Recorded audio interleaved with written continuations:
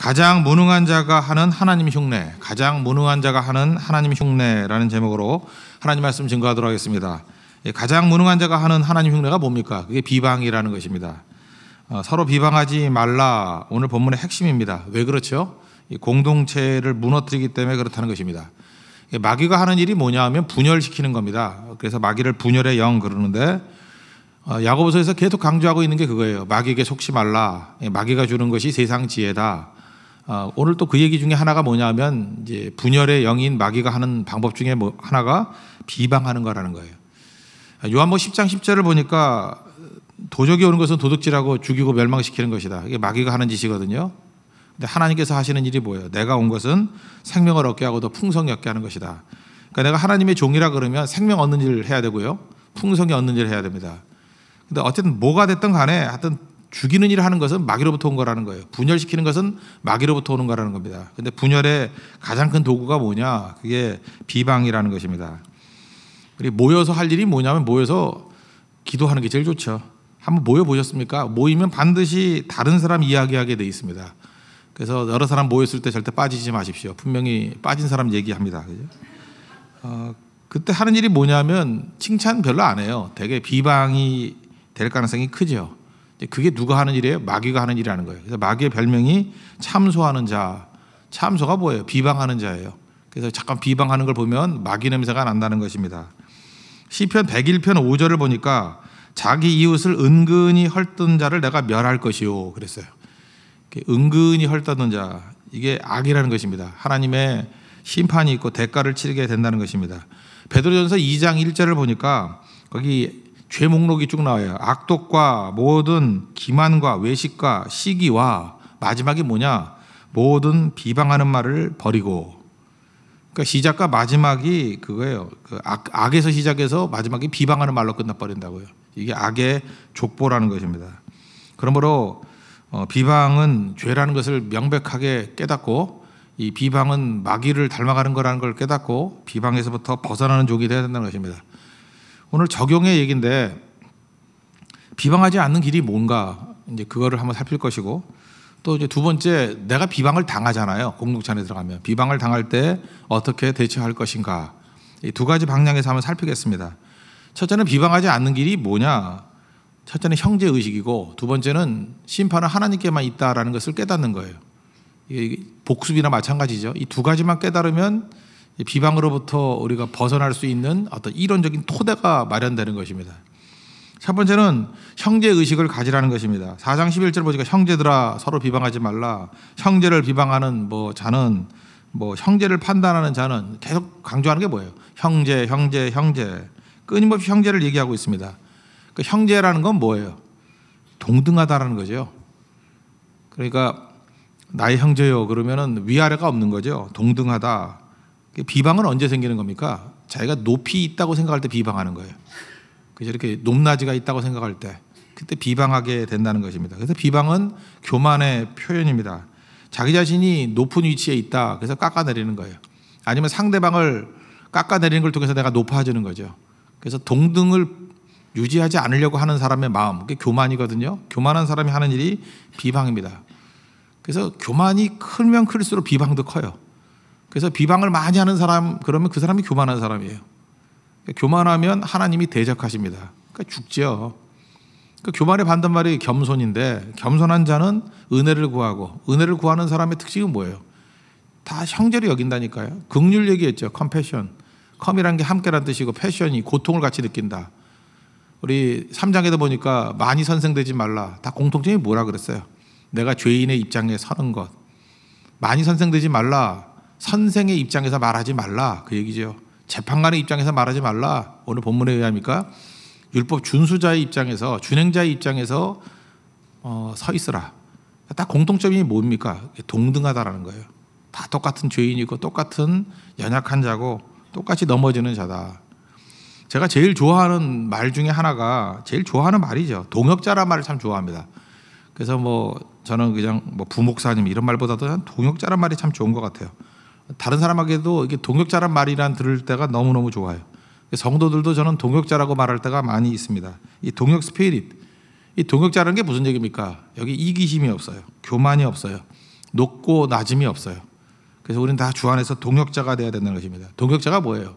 형제라는 거예요. 그래서 사도 바울도 자기 믿음의 아들이잖아요. 디모데를 향해서 말년에 쓴 기록에 보면 이렇게 나와요. 나의 형제요 나의 동역자인 디모데에게. 참 기가 막힌 표현이죠. 이게 바로 뭐예요? 동등하다라는 거예요. 절대로 비방이 있을 수 없다라는 것입니다. 우리 형제를 생각하고 자매를 생각하고 또 우리 동역자로 생각하십시오. 우리 몇 명 이렇게 우리 형제들끼리 다니는 성도들도 있잖아요. 그러면 이렇게 세 사람이 모이지 않습니까? 그러면 그 형제 중에 한 사람이 있으면 그 또 다른 뭐 형이나 동생 욕 잘 못해요. 왜냐하면 관계자가 앉아 있기 때문에. 이해가 되시죠? 그러니까 무슨 얘기예요? 형제끼리는 함부로 비방 안 한다는 거예요. 심지어 형제라는 의식을 갖고 있는 사람이 그 자리에 앉아 있어도 여러분들이 정말 겁도 없이 내가 앉아 있는데 누구를 비방한다. 그 얘기는 무슨 얘기예요? 나를 욕하는 거예요. 너는 적어도 저 사람들하고 내가 지금 욕하는 사람하고는 형제 의식이 없는 사람이지 그러니까 나를 쓰레기 취급하는 거예요. 그러니까 겁도 없이 내 앞에서 막 욕을 하는 거죠. 내 앞에서 막 비방을 하는 거죠. 근데 내가 철저히 동역자 의식과 형제 의식을 가지고 있다. 그러니까 쉽게 얘기해서 내가 그 사람 형제다라고 느끼면 함부로 말 못해요. 함부로는 못하죠. 제 앞에서 제 형제들 욕을 하겠어요? 제 앞에서 제 부모님 욕을 하겠어요? 그 관계를 아는데 자유롭게 여러분 앞에서 비방하고 그냥 욕해댈 수 있다는 건 뭐냐면 그 욕하는 사람의 문제 분명히 있죠. 그렇지만 옷을 찢으면서 회개해야 됩니다. 도대체 내가 뭐냐? 목이 뭐예요? 쓰레기지. 쓰레기 앞에서 쓰레기 버리는 거예요. 하나님 앞에서 내 앞에서는 비방이 존재하지 않게 하옵소서. 철저한 동역자 의식과 형제 의식이 있어야 된다는 것입니다. 또 한 가지 두 번째는 심판은 하나님께 속한 것이다. 이거 논의 강조하는 거죠. 하나님께 속한 것이다. 이렇게 믿으면 절대로 비방 못하겠죠. 마지막 보십시오. 11절 하반절. 율법의 준행자가 아니오 재판관이로다. 우리가 재판관이 아니지 않습니까? 오늘 제목에도 이렇게 써 있죠. 가장 무능한 자가 하는 하나님의 흉내. 우리는 나름대로 하나님 되고자 하는 마음이 있어요. 그게 교만인데. 그래서 선악과를 왜 따먹었죠? 하나님같이 된다 그래서 선악과를 먹은 거 아닙니까? 그러니까 우리는 하나님 되고 싶은 마음이 있어요. 그래서 하나님 같은 흉내를 내려고 그래요. 근데 하나님 흉내를 제일 내기 좋은 게 힘없는 무식한 놈들, 무지한 놈들이 할 수 있는 게 뭐냐? 그게 비방이에요. 자꾸만 비방하는 사람들 보면 그 순간은 자기가 하나님이야. 자기가 기준이 되고 판단하고 다 해버리니까. 그러니까 하나님 놀이예요. 바보죠. 심판이 있습니다. 이건 신성모독이라고요. 심판은 하나님께 속한 것입니다. 내가 무슨 심판을 해요?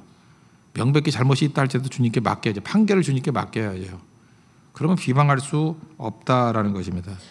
그리고 실제적으로 우리가 재판을 할 수가 없어요. 왜 할 수가 없느냐면 상황을 알아야 하는 거 아닙니까? 근데 우리가 알 수 있습니까? 12절에 보니까 네가 누군데 누구 이웃을 심판하느냐 그런 얘기가 나오잖아요. 우리는 생각, 태도, 동기, 그 당시의 상황 이런 걸 다 알아야 판단을 하잖아요. 근데 우리는 판단할 수 있는 자격이 없죠. 그래서 우리 맨날 그런 얘기 하잖아요. 알지도 못하면서 왜 그러냐고. 우리 정말 그래요. 알지도 못하면서 그냥 거들어요. 알지도 못하면서 그냥 툭툭 말 함께 하고 알지도 못하면서 욕하고 뭐 알아요? 알지도 못하면서. 그리고 잘못된 정보를 가지고 그러죠. 참소하는 부리, 마귀가 던져는 참소하는 얘기를 갖고 막 말하고 그렇다면 마귀 종이죠. 그러니까 비방은 위험한 겁니다. 굉장히 위험한 거예요. 왜냐하면 하나님의 백성이 마귀의 종로 타는 것이 될 수 있기 때문에 그렇다라는 것입니다. 그러므로 우리가 심판하는 것은 심판할 수도 없을 뿐더러 한다 할지라도 공정한 것도 절대로 아니라는 것입니다. 그래서 가장 무능한 바보가 하는 짓이 뭐냐? 비방이다. 뭐 이 정도쯤 하면 되겠죠. 그러니까 비방하는 놈은 바보입니다. 바보 천치예요. 입 다물고 계시고 그냥 하나님 앞에서 서 있는 그런 하나님 백성이 되어야 된다는 것입니다. 두 번째가 오히려 더 중요할 수 있는데 비방 당할 때 억울하죠. 근데 이런 얘기를 했죠. 관계를 맺는다라는 것은 무조건 문제가 생긴다는 거예요. 관계를 맺는다는 것은 무조건 갈등이 생긴다는 것입니다. 혼자 가만히 있으면 외로움이라는 문제만 있지만 누구를 만나면 반드시 문제와 갈등이 생겨요. 그걸 이상하게 여기면 안 되죠. 당연한 거죠. 다른 사람 만나면 병균 없는 거하고 똑같은 거죠. 그러면 저항력을 가지고 이겨내면 되는 거지. 그렇다고 뭐 무균실에만 있겠어요? 그러니까 모든 관계 속에서는 부작용이 있는 거예요. 그럼 그걸 극복하면서 나아가는 과정 속에서 성숙과 성장이 있는 것입니다.